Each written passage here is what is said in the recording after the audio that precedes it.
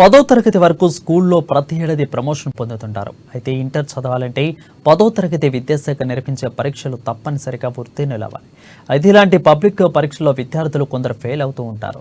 ఇలా చాలా మంది ఫెయిల్ అయితే ఆత్మహత్య చేసుకుని విద్యార్థుల తల్లిదండ్రులకు కడుపు కోత మిగిల్చుతున్నారు కొందరు. అయితే ఇదిలా ఉండగా ఇలాంటి వారికి తాజాగా మహారాష్ట్రకు చెందిన కృష్ణనామదేవముండే యువకుడి జర్నీ చూస్తే ఖచ్చితంగా స్ఫూర్తి పొందుతారు.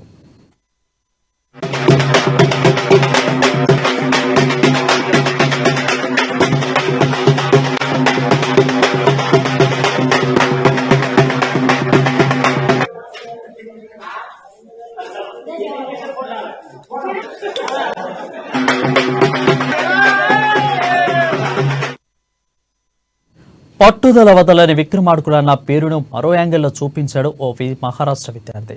మహారాష్ట్ర బీడ్కు చెందిన కృష్ణనామదేవుడు ముండే 2018 నుండి 10 సార్లు 10వ తరగతి పరీక్షలు రాసి తాజాగా ఉత్తీర్ణత సాధించారు. కృష్ణ 10వ ప్రయత్నంలో 10వ తరగతి పాస్ అయిన సందర్భంగా గ్రామస్తులు అతన్ని డప్పు వాయిద్యాల మధ్య ఊరేగించి వేడుక చేశారు. ఊరంతా అందరికీ చక్కెర తీపి చేశారు. ఇక స్థానిక ఆలయంలో కొబ్బరికాయలు కొట్టారు, బాణసంచా కాల్చారు. ఇప్పుడు ఈ ఊరేగింపు వీడియో సోషల్ మీడియాలో వైరల్ కామన్నది. మహారాష్ట్రకు చెందిన కృష్ణ 2018లో మొదటిసారి 10వ తరగతి పరీక్షలో ఫెయిల్ అయ్యాడు. ఆ తర్వాత ప్రతి సంవత్సరం నిర్వహించే 2 సార్లు పరీక్షల్లో కూడా హాజరవుతున్నా కానీ వరుసగా 9 సార్లు ఫెయిల్ అవుతూ వచ్చారు. కానీ ఆయన కృష్ణ ఒక పట్టుదలని వదలని విక్రమార్కుల్లా 10వసారి తన ప్రయత్నాన్ని చేస్తూ విజయాన్ని సాధించారు. 10వసారి రాసిన పరీక్షలో కృష్ణ 10వ తరగతి ఉత్తీర్ణత సాధించారు.